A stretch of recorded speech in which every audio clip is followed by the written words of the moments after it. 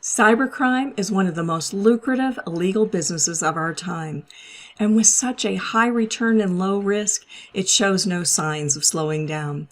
In 2018, McAfee released a report on the economic impact of cybercrime. The report estimated the likely annual cost to the global economy was nearly $600 billion, up from $45 billion in 2014. With so much at risk, what steps can you take to protect your personal and business assets? Hi, I'm Dawn. Let's look at 10 ways to be safer online. Number 1, watch what you post. Avoid social media oversharing. Never post anything that you wouldn't want to tell a stranger. That's it. Simple. Don't announce that you're going out of town. Don't give out your location. Don't post pictures of the new expensive phone you just bought.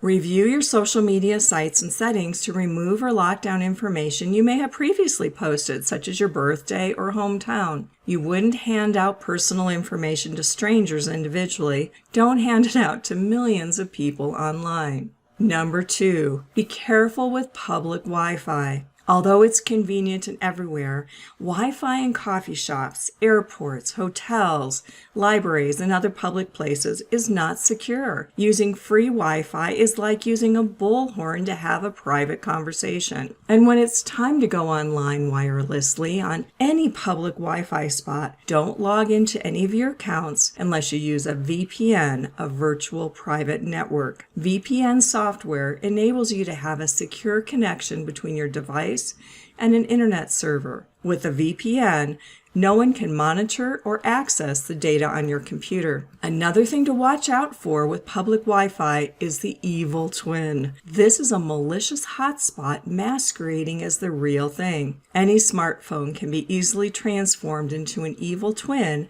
simply by renaming the phone something close to the hotspot name and by turning on a personal hotspot. For instance, a legitimate Wi-Fi network might be Starbucks Guest, while the evil twin is called Starbucks Free. Confirm the correct Wi-Fi network before connecting. Number 3, be careful with your downloads. A top goal of cybercriminals is to trick you into downloading malware. Basically, malware is any piece of software that was written with the intent of damaging devices or stealing data and generally creating a lot of trouble for you. Viruses, Trojans, spyware, and ransomware are types of malware. These programs or apps can be disguised as anything from a popular game to an app that checks traffic or the weather.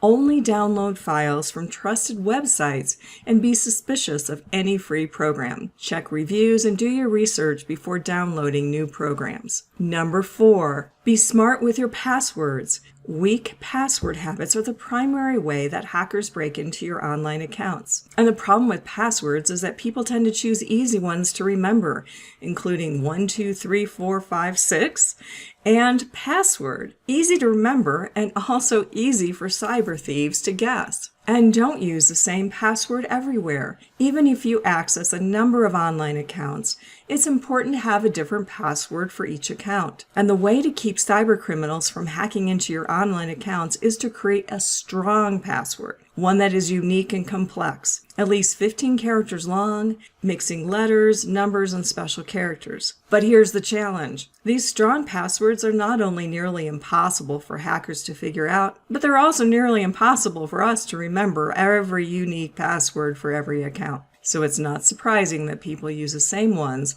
for many of their accounts. That's where a password manager program can make it a lot easier. When using a password manager, you can create a password that is safe and secure, and all of your passwords are protected by your master password. This master password allows you to access all websites where you have accounts by using that one master password. A password manager is a key tool to protecting your online accounts. Number 5, turn on privacy settings. Marketers love to know all about you, and so do hackers. Both can learn a lot from your browsing and social media usage, but you can take charge of your information by changing settings on major websites to better protect your privacy online. This might take a little detective work, as these settings are sometimes hard to find because many companies want your personal information for its marketing value. Number 6, enable two-factor authentication. All of your important accounts, especially banking and financial websites, should use two-factor authentication, which requires you to first enter your password and then a unique code. With two-factor authentication, the website sends you a one-time code to your phone. The only way to access the account, even with the password, is to enter that code.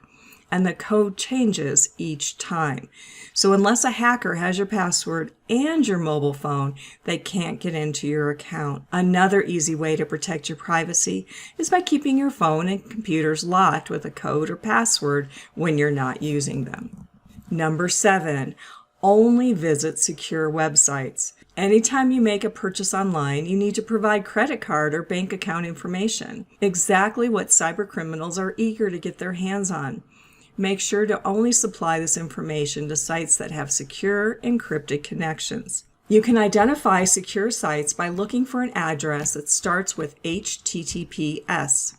The S stands for secure, rather than simply HTTP. They may also be marked by a padlock icon next to the address bar. Number 8. Be careful who you meet online. People you meet online are not always who they claim to be.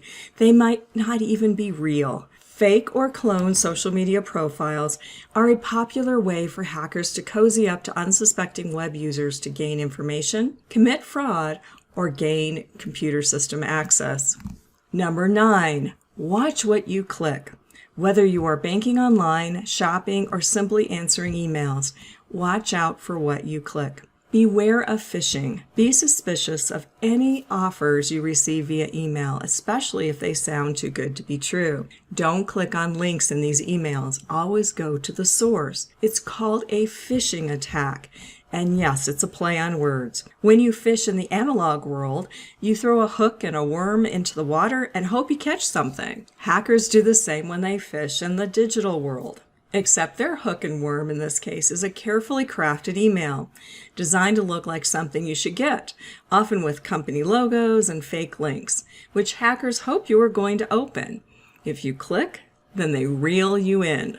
Also watch out for typo squatting, that is, websites with a similar name of a popular site. Pay close attention to the spelling of web addresses or to websites that look trustworthy, but may actually be imitations of the actual website you're looking for. Number 10, keep your programs up to date. To add a vital layer of security, keep your operating system security patches updated and be sure to install the latest, most secure version of your internet browser. It's also important to install internet security software that will help detect and remove most viruses and malware and warn you of potentially malicious websites.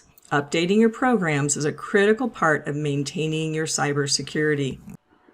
As the internet continues to transform how we connect with others and share information, it has become a crucial part of our day-to-day lives. Keep these internet safety rules in mind, and you'll avoid many of the nasty surprises that lurk online. And speak with our cybersecurity team for more information on how to protect your business and personal assets by staying safe online.